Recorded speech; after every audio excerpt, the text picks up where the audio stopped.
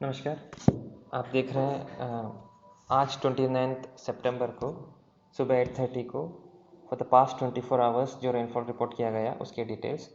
तो जैसे एमडी ने फोकस किया था कि 28 और 29 को रेनफॉल एक्टिविटी हायर रहने वाला है, तो उसी तरह कल का रियलाइज रेनफॉल जो है उसके उस दिन के नॉर्मल वैल्यू से अप्रॉक्सीमेटली 4 टाइम्स रहा।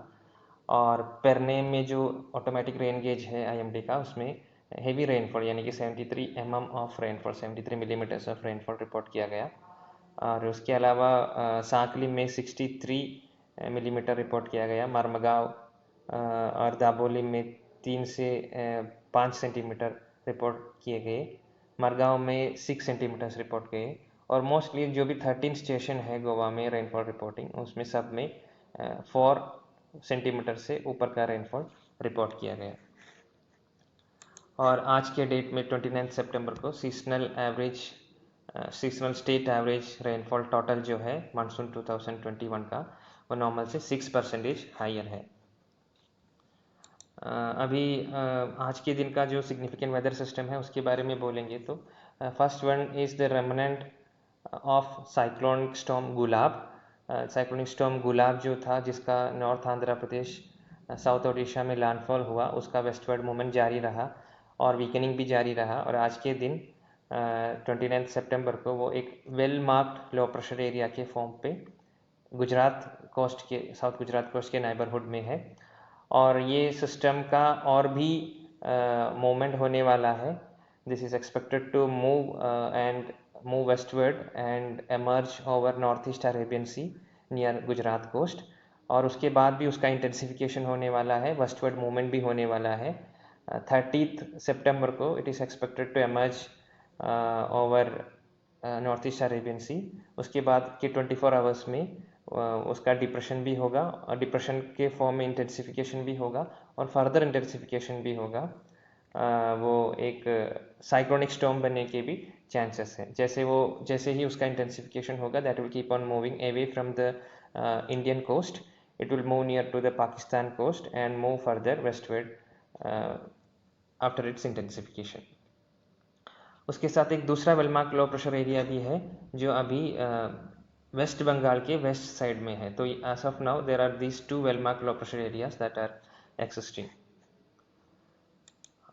और जैसे ही हमने बोला कि there is a possibility of this well marked low pressure area remnant of Gulab cyclonic storm that to intensify further into depression and then into a cyclonic storm. उसके कारण विंड स्पीड जो है बढ़ने वाला है off north Maharashtra coast along and off Gujarat coast आने वाले 2 से 3 दिनों में। तो for 29th and 30th September, wind speed will be 45 to 55 kilometers per hour, gusting up to 65 kilometers per hour along South Maharashtra as well as Goa coast.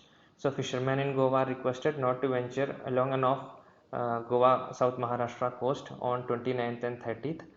And in coming days also, आने वाले दिनों में भी wind speed increase होने वाला है, लेकिन वो mostly east central Arabian sea, Gujarat coast और नॉर्थ महाराष्ट्र कोस्ट के लिए है। गुजरात कोस्ट में और नॉर्थ महाराष्ट्र कोस्ट में even up to 90 kilometres per hour gusting की विंड स्पीड होने के चांसेस है आने वाले 3 दिनों में, up to around 2 October.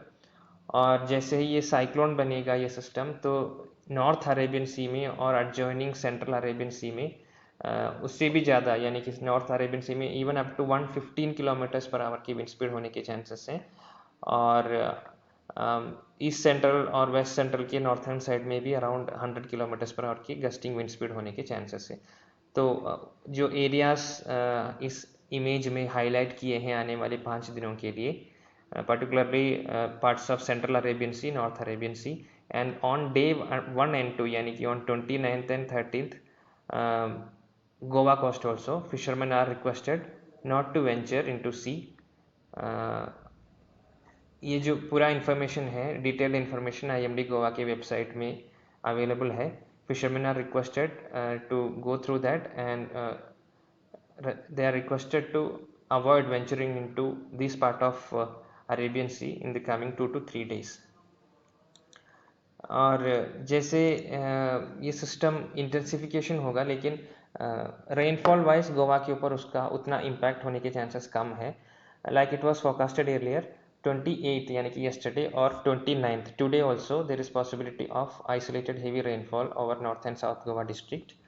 Apart from that, there is no heavy rainfall expected from 30th September onwards over Goa. And now once we enter into the month of October, a particular feature of rains in the month of October is that they will be accompanied with lightning and thunder. तो it is requested कि आने वाले दिनों में भी IMD का जो weather warnings है, नवकास्ट वार्निंग है, उसको वॉच करते रहिए. Like I mentioned, once we enter into the post monsoon season, there is possibility that rainfall will be accompanied with thunder and lightning. So IMD will be issuing nowcasts and warnings accordingly in the coming days.